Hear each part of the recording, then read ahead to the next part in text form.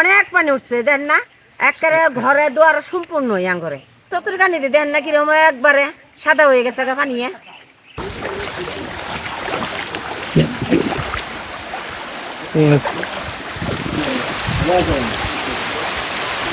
পানি তো ভাই বলতে খারাপ, পর্যাপ্ত পরিমাণ বাতাস নেই। অনেক পানি দেন না, একটু পানি উঠলে পরে একেবারে এই কিছুক্ষণের মধ্যে কমে যাবো, ঘন্টা খানেকের মধ্যে কমে যাবো। না